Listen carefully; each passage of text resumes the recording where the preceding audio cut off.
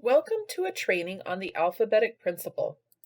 I'm Jodine Smith, and I'll be your trainer for today.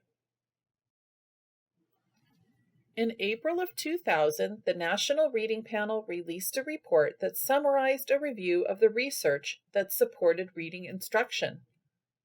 The report was ordered by Congress to help parents, teachers, and policymakers identify key skills and methods central to reading achievement. The reading panel recommended phonics as one of 5 essential components of an effective reading program. The alphabetic principle that we will be talking about today is foundational to phonics instruction. In 2016, a second report came out that reviewed research from 2000 to 2014. One of the 4 recommendations it made was to develop awareness of the segments of sounds in speech and how they link to letters. Let's take a closer look at this recommendation. They say that a picture tells 1,000 words, and in this case, it is absolutely true. This is an image of Scarborough's reading rope, and it beautifully illustrates how multifaceted literacy is and how many components have to come together for skilled reading to happen. Notice that the alphabetic principle falls under decoding, which is one of the many strands that are needed to be woven together with other strands for skilled reading to occur. Simply said, the alphabetic principle is the understanding of how our system of language is recorded. It is the understanding that words are made of letters, and the letters represent the sounds of a word. As literate adults, we understand this idea, but it is really crucial for our students to understand it, because understanding the alphabetic principle is a strong predictor of reading success. And it is more complicated than most think it is. Although our system of writing is based on the alphabetic principle, not all languages are. Think of Chinese, where each symbol represents a whole word. In our system, the letter S represents the spoken sound S, A represents the sound A, and T represents the sound T. These sounds can be blended together to make a word. S-A-T, sat. And the word sat can be represented by the letters S-A-T. Students have to have this understanding that the letters of the alphabet make up the letter combinations to represent the 44 sounds of our language in order to become readers. But here's the thing. A lot of our kids, even our older students, do not have a full understanding that this is the case, that there is a systematic and predictable relationship between the letters and sounds. Louisa Moats says, "A lot of children can come to using letters without fully understanding the alphabetic principle, what those letters do. And until we spend time making sure that children are attaching those letters to the speech sounds in words, then phonics instruction doesn't work very well." Stanovich states, "Students who acquire and apply the alphabetic principle early in their reading careers reap long-term benefits." And finally, Jewell states that letter sound knowledge is a prerequisite to effective word identification. A primary difference between good and poor readers is the ability to use letter sound correspondence to identify words. Simply said, the alphabetic principle is crucial for students to understand. And this is often what we see in older students who are struggling to read. They know about letters and sounds, but do not have a firm enough understanding of the sound-symbol relationship, and so they struggle. There are 4 underlying concepts students must develop in order for students to have a full understanding of the alphabetic principle. Students must be aware that print carries meaning. They have to have phonemic awareness, or the ability to hear the individual sounds in words. They must be able to identify upper and lowercase letters in various forms. And finally, they must be able to attach sounds to those letters. Print awareness is the awareness students must have that print conveys a message. Students must understand that there is a message conveyed behind the letters that they see. Most of us have experienced a student who understands that the large yellow M represents McDonald's. Early print awareness usually comes in the form of environmental print, such as store or restaurant signs, or products like Cheerios and M&Ms. As students are introduced more formally to letters and sounds in school, this concept needs to be explicitly taught and developed. Print awareness also includes concepts of print such as directionality, understanding the concept of a letter versus a sound versus a word. In addition to more formal instruction, which we will talk about extensively in this training, there are many ways to build print awareness, such as by reading to students, pointing out letters as they are encountered, providing opportunities for students to encounter and manipulate letters, such as with magnetic letters, puzzles, and other educational materials. And finally, be sure to make the most of the letters in students' names. Next, let's talk about students' ability to identify individual sounds that make up words. Phonological awareness is an umbrella term that covers many sound awareness skills needed for reading development. All of the terms under the umbrella are aspects of phonological awareness. They each relate to the ability to work with words in our language. Notice that phonemic awareness is one of the skills under the umbrella of phonological awareness.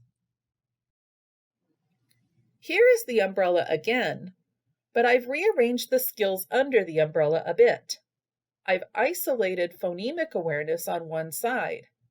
Remember that it still falls under phonological awareness.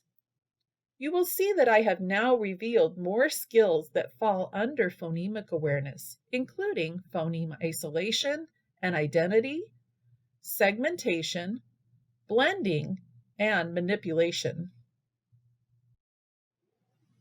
Phonemic awareness is the understanding that spoken words are made up of sequences of individual sounds and the ability to manipulate those sounds in spoken words. Phonemes are the smallest units of language and they have no inherent meaning. Although it is still only oral, phonemic awareness is foundational to reading and writing. It is not yet phonics where letters get attached to the sounds, but is fundamental to mapping speech to print. Let's look at some ways phonemes can be manipulated. Individual phonemes can be isolated, identified, segmented, blended, deleted, substituted, and counted. You can add phonemes to words too. For example, add to the beginning of an to get man. Phonemic awareness is necessary to grasp the alphabetic principle that underlies our system of written language. If children understand that words can be divided into individual phonemes, and that those phonemes can be blended into words, they will be able to use the letter sound knowledge to read and build words. As a consequence of this relationship, phonemic awareness in kindergarten is also a strong predictor of later reading success. Although all phonemic awareness activities are important for students to be able to perform, blending and segmenting is at the heart of phonemic awareness. Blending is the ability to put sounds together to form a word. Segmenting is the ability to segment or take apart words into individual sounds. Blending and segmenting go hand in hand and are foundational to being able to read. Let's take a look at a few types of activities to help with this. Model blending on chart paper or on the board by drawing 3 lines, or more if there are more sounds. Point to each line as you segment the sounds of the word. B, e, g. Run your finger under the lines and have students blend the sounds together and say the word beg. Remember, this is only oral, so in phonemic awareness lessons, no letters will be written.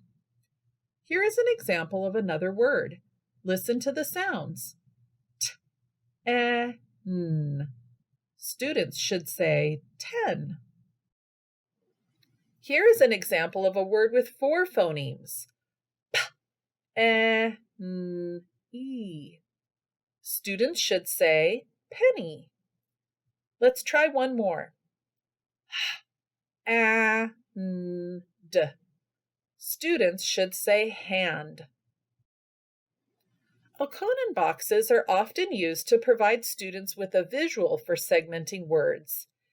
In this kinesthetic activity, students move a manipulative, such as a counter, from below the boxes into each box as each sound is made.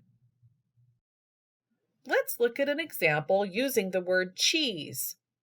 Move 1 counter for each sound in the word. Remember, don't think of the spelling, just listen for the sounds. Ch, e, s, cheese. It is difficult for literate adults to go back to a place where we cannot identify the individual sounds in a word. But it is a new concept for our young learners, and not as easy as we may think.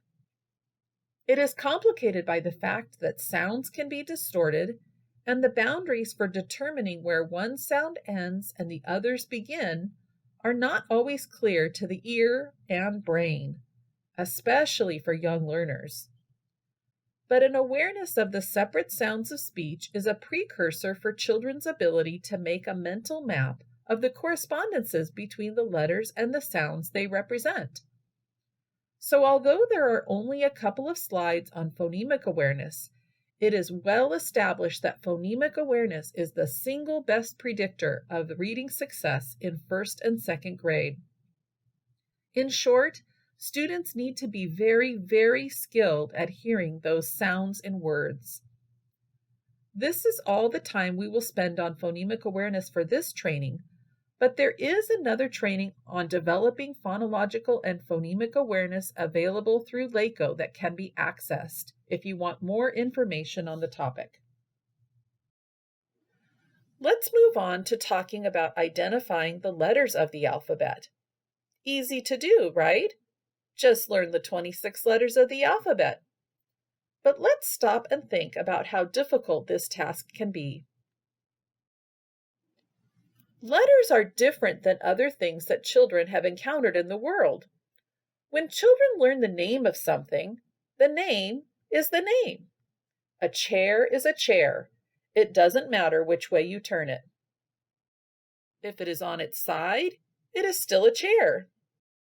If you turn it upside down, it is still a chair. But letters are not like that. A change in their orientation makes a difference. Check out what happens when you change the orientation of these letters.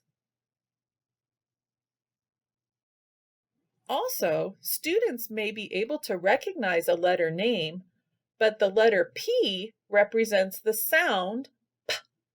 Sounds are abstract, and the ability to abstract is very developmental. Now let's think more carefully about the letters of the alphabet. Each of the symbols on the screen represents one letter. But even naming each letter poses a challenge students must come to understand when learning the alphabetic principle. Most letters cannot be named with one sound. Some letters, such as B, are made of 2 sounds. For the letter B, the sound it makes comes first, B, followed by the long E sound, E, B, E, B. The letter S ends with the sound it makes. To name the letter S, you begin with the short vowel E sound, eh. and end with the sound the letter S makes. S, S, S. Now think about the letter G, J, E. In this example, a vowel sound comes last, and a consonant is actually the sound the letter J makes. And W sounds like the letter U 2 times. W. Pause this training for a moment and say the name of each letter of the alphabet. As you do, think about the sounds that are needed to say each letter name. Now let's talk about the shapes of the symbols. The letters of our alphabet are comprised of straight lines, curved lines, or a combination of the two. The same is true for lowercase letters. All primary students know about confusion among the lowercase b and d and p and q. Here is just a sampling of some letters. Take a closer look at some that look particularly similar. Go back to the previous slide if you have time and really look at the similarities between how the letters of our alphabet look. And to compound the issue, each uppercase letter also has a corresponding lowercase letter. Take a look at each lowercase letter in terms of form. Again, some letters are formed with only curved lines, some with straight, and some with a combination of the two. On this slide, I have lined up the uppercase and lowercase letters together. Look at each letter and identify which letters are formed exactly the same way, such as uppercase and lowercase s. Now look at how many are formed similarly, such as the letter K. Finally, notice how many have completely different forms, such as the letter A. Students must also come to recognize many forms of a letter and understand to treat it equally. With literally thousands of fonts available on computers today, letters can take on a variety of forms. Shown at the top of the slide are 10 uppercase A's and 10 lowercase a's. All of them are the same font size, but note the slight variations students may encounter and yet still must be able to recognize as the letter A. Also, it is especially important for students to be familiar with the various fonts that can be used for lowercase a and G, as these are quite often used in print. Having students write the letters as they are learning them helps with identifying letters in various forms too. When students write letters, the form changes slightly due to their lack of fine motor skills. Each instance they write a letter enables them to associate a slightly different form with the letter. The final component of the alphabetic principle is attaching a sound or sounds to each letter. We've already talked about how 2 sounds are required to name some letters. Now let's think about difficulties with learning sounds and the correspondence to the letters. There are a number of challenges here. Some letters, such as the letter B, start with the sound it makes, b, b, B. Other letters end with the sound they make, such as S. The letter H doesn't start or end with the sound it makes. And still others sound similar to each other, such as G and J, G and J. And there are 44 sounds, so some letters can make more than one sound, and letter combinations are necessary to make some of the other sounds as well. Let's try to put ourselves in the shoes of our students. On this slide, I show some symbols that I have used to represent some sounds, just like we are asking students to do when they are attaching a letter to a sound. I'll give you a moment to study them. Okay, so now it is time to read some words. Use your knowledge of sound symbol correspondence to read the words on the next slide. Here we go.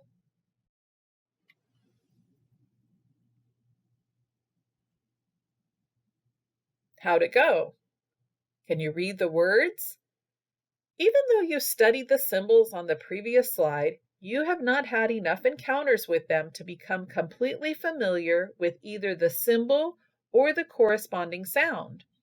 And remember, you already understand the alphabetic principle, that the symbols represent sounds.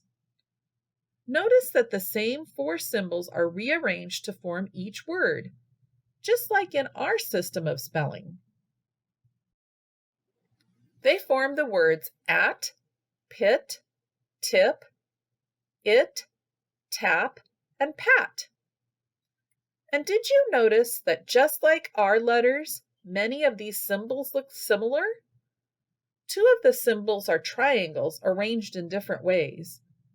The other 2 symbols are a rectangle with an arrow pointing out one side. One is pointing to the right, and the other is pointing down.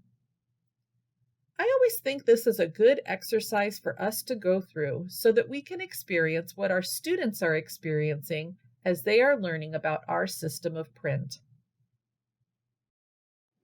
So now we need to tackle how to go about teaching all that we have talked about so students come to understand the systematic and predictable relationship between the letters and sounds. Here is a suggested process for introducing a letter and the corresponding sound.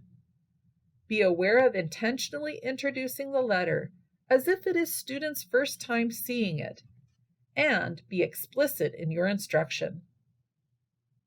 First, you will want to display a visual of the letter. This can include displaying a card with a visual representation of the letter, or simply by writing the letter on the board. Be sure to include the uppercase and lowercase letter and identify each. You can point out similarities and differences of the upper and lowercase letters at this point. Next, name the letter. Refer to the displayed letters and identify which is uppercase and which is lowercase. Discuss the letter formation. How is each letter formed? For example, for uppercase T, you could say, T is formed with a straight line down and a straight line across the top. Tell students the sound each letter makes. Point out to students how your mouth moves, what your lips are doing, where your tongue is in your mouth, and if the sound is a stop sound or continuous sound. Point out anything that is distinguishing. For example, for the letter P, students can put their hand in front of their mouths to feel the puff of air that they make as they make that sound. Many alphabet cards provided by publishers associate an animal or a picture or a short story with the letter. I always associated a hand movement with the letter when I taught the letters of the alphabet. It seemed to really help some kids to remember the letter and the sound by doing the movement. Finally, provide students an opportunity to build the uppercase and lowercase letter. There are many ways to do this, including using paint bags, wiki sticks, shaving cream, pipe cleaners, salt trays, and more. You will want to provide students with a way to interact with forming the letters. Research has not established a specific sequence for teaching letters and sounds. However, there are some guiding principles that can be helpful. Instruction should be systematic and explicit. Systematic means that the teaching is marked by thoroughness and regularity. It also ensures that there is a system in place to ensure the teaching of all letters. Most programs have a scope and sequence which helps guide teachers with the order the letters are taught in.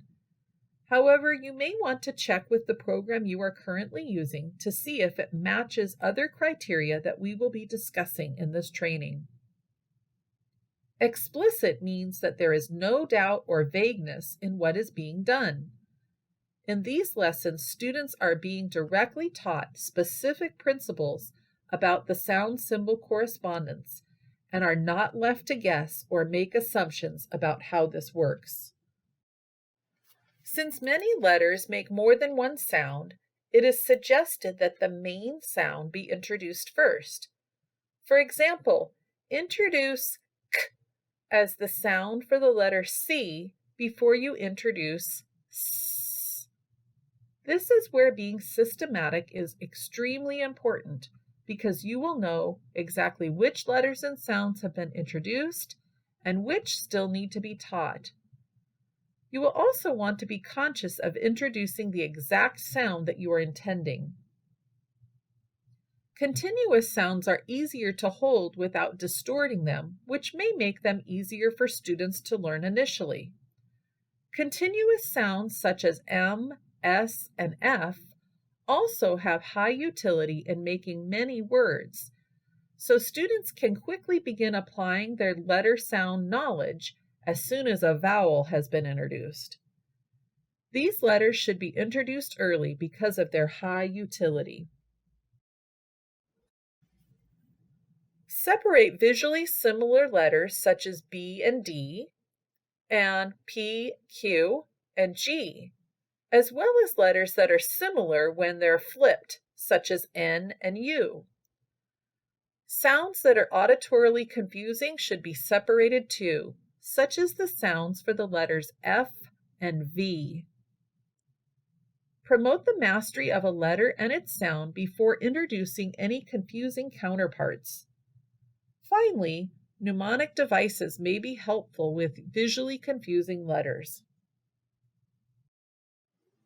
Of course, students will enter your classroom with different levels of knowledge of letters and sounds. Some may already know all the letters and sounds. Others may recognize a few letters, and still others may not know any at all. We also know that students will learn the letters and sounds at different rates. Each day, cumulatively review all the letters and sounds that have been introduced. A built-in cycle of review will help build students' retention.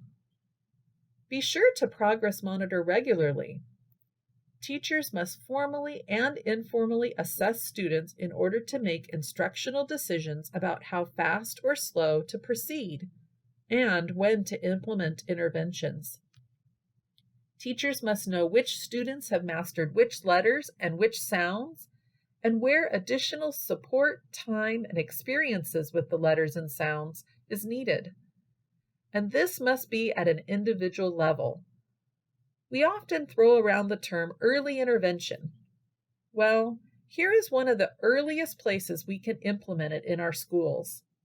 Waiting until the end of the quarter or trimester to see what has been mastered neglects all the time in between, when additional time and a variety of review strategies can be used to help students learn any missing letters and sounds. Students tend to learn them faster when the intervention is early because adding more letters and sounds on top of those that are not yet mastered has a compounding effect on students.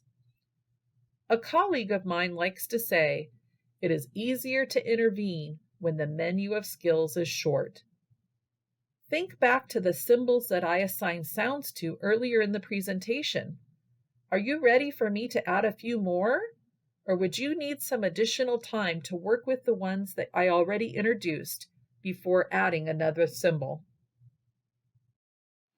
The goal for students should be to name a letter or produce its sound in about 2 seconds. Now, I'm not asking you to sit with a stopwatch as you time students' abilities to name letters or produce corresponding sounds, but the idea behind the number is an instant recognition. All primary teachers have experienced working with students who recognize a letter, but only after a lengthy search of their memory. In order to read words, students must be able to quickly see a letter, know its corresponding sound, and blend the sound together with other sounds in the word.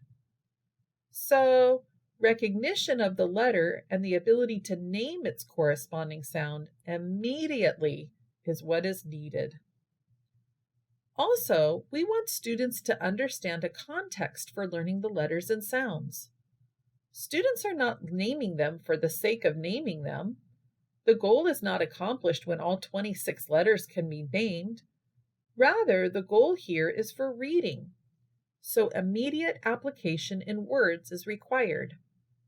Research has proven that children learn and retain letter names much more quickly when the letters are not taught in isolation. Once students know between 4 to 6 letters and the corresponding sounds, students should be provided many opportunities to practice applying their knowledge of the letters and sounds. Let's look at ways to do that. Remember at the beginning of this training, we talked about having students participate in purely phonological awareness activities without letters? And by the way, students should continue to participate in purely phonological awareness activities without letters. However, once 4 to 6 letters have been introduced, students can also do some of the same sound awareness activities with letters. Let me show you how to use Alconen boxes with sound symbol correspondence. Let's use the word fan as example.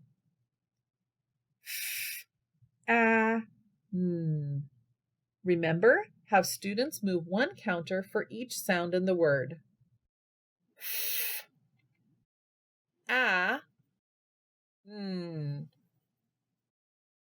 Now have students write the corresponding letter in each box, or provide letter tiles and have students physically move the letters into each box. F, A, N.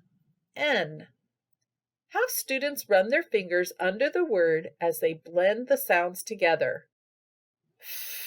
Fan. Students should experience letters and sounds in various positions in CVC words as well, so students can begin swapping out letters to make other words with known letters too. Change the word fan to make the word man.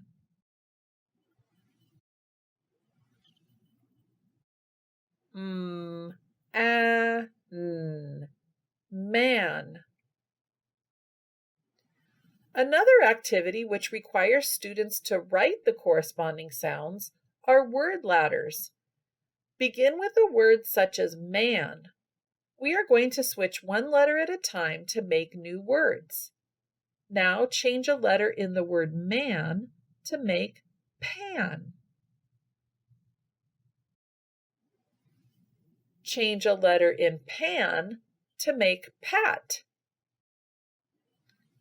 Change a letter in pat to make sat. Change a letter in sat to make Sam. Word ladders are a great activity for students to practice listening to sounds in words in all positions, writing the corresponding letters, and manipulating sounds in new words. Ari says that during the alphabetic phase, students must have lots of practice phonologically recoding the same words to become familiar with spelling patterns. It is through this process of working with letters and sounds that students are becoming familiar with how the symbols and corresponding sounds operate in our system of language.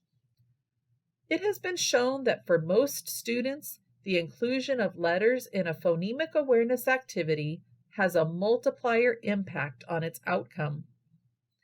Think about all that students have to be able to do in order to complete a word ladder. They have to hear sounds in words, write the corresponding letters in the right order.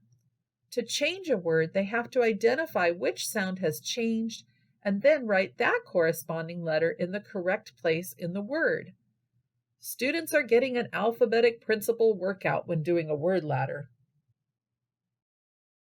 Now, before we close, I want to point out that we spent most of our time on this training discussing the alphabetic principle in relationship to learning the letters and their corresponding sounds.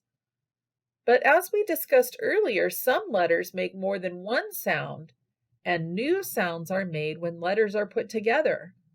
So the alphabetic principle has not been achieved when students know the letters and their sounds. Students must continually add to their understanding of the alphabetic principle as they learn about new spelling sound patterns. Be aware of continuing to explicitly and systematically introduce students to these patterns of our language as students are ready for them in order to fully develop the alphabetic principle in your students. Of course, there are many other activities that can be used to help students practice and develop the alphabetic principle. And guess what? At the point when letters are introduced with the corresponding sounds, the activity becomes a phonics activity. And that's a whole nother training.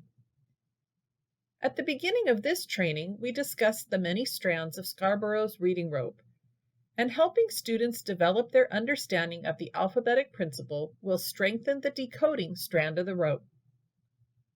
Hopefully, this training has solidified your understanding of what the alphabetic principle is, affirmed great things you already do, drew your attention to the challenges in students achieving an understanding of the alphabetic principle, and given you some new ideas for how to help students.